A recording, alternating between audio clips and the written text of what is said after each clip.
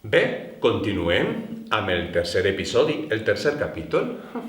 L'esclafamuntanyes, com havien dit, estava tirat a terra, tombaet, perquè tot li feia mal. Li feia mal ell? Dit, li feia mal la? Li feia mal ell? Colze, li feia mal el muscle, li feia mal el cul, li feia mal tot el cos, fins i tot el nas. I és que, clar, trencant les roques i les pedres, això és, el que li feia mal, doncs, li feia mal fins a les ungles.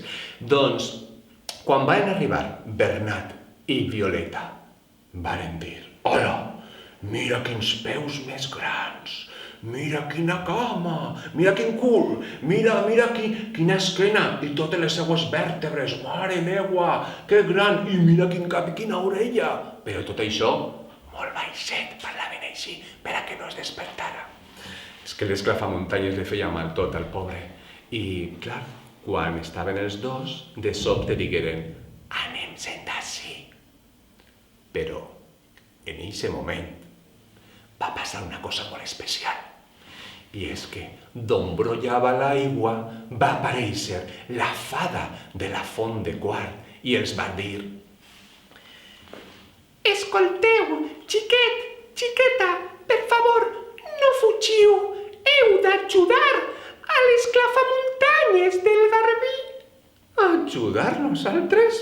Anem a veure, senyora, què està vostè dient?» Varen dir senyora perquè no tenien ni idea que era una fada. «Nosaltres se n'anem, val? Perdó, bon dia, senyora, I després s'asseca una miqueta que va agafar fred, No, escolteu-me, l'esclafamuntanyes. Ai, és que l'esclafamuntanyes té un problema molt gran».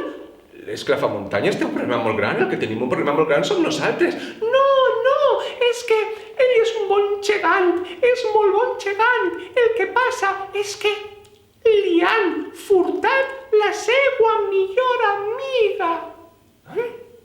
«Que li han furtat la seua millor amiga», va dir Violeta. «Això no és possible. Com algú s'atrevís a furtar-li una amiga a una persona o a un gegant? Això no es pot fer».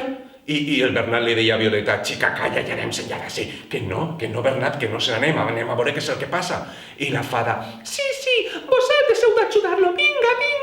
I pareix que estava desapareguent la fada amb l'aigua. Estava poquet a poquet desapareguent. I Violeta li va dir: «Senyora, però on hem d'anar per ajudar a l'esclafamuntanyes del Garbí?» I la fada, mentre estava desapareguent, amb una veueta, va dir: «Jo a soles vos puc dir que qui sap alguna cosa és un monjo que viu a Sant Esperit, al monestir de Sant Esperit, a la vall de Toliu. Heu d'anar cap a Xilè». I va desaparèixer la fada. Aleshores, el nostre amic Bernat i Violeta es miraren i els dos alhora varen dir: «Hem d'ajudar a l'esclafamuntanyes del Garbí». I els dos, passet a passet, poquet a poquet, anaren caminant fins a Gilet. És un lloc molt especial, a més de la vall de Toliu, que és preciosa. Aneu a trobar, si voleu, per allí, uns pinars molt bonicos i n'hi ha taules per a passar el dia. Sí.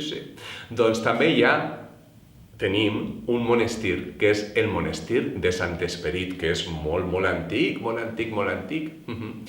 Fins i tot el va fer una senyora que es diu Maria de Luna, que era família dels Reis Catòlics, imagineu-vos si fa temps. Doncs allí estava el monestir i quan varen arribar era ja de nit. Els dos caminaven poquet a poquet i de sobte se n'adonaren que unes xicotetes llumenetes anaven juntant-se una darrere de l'altre i Bernat li va dir: «Violeta, ai, que hi ha una serp de foc».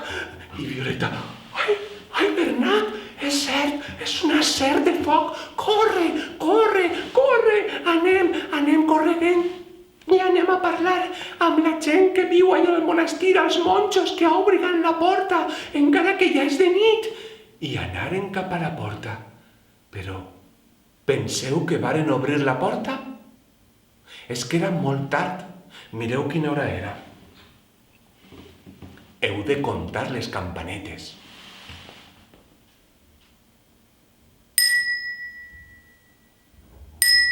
2, 3, 4, 5, 6, 7, 8, 9. Ja són les 9 de la nit. Hem de tancar les portes del nostre monestir. Ja són les 9 de la nit. Que descansen les bestioles que viuen als pins. Ja són les 9 de la nit. Anem a sopar amb una copeta de vi. Obriga la porta! I varen dir no, perquè era molt tard. Però com continua la història? Es vegem en el quart episodi.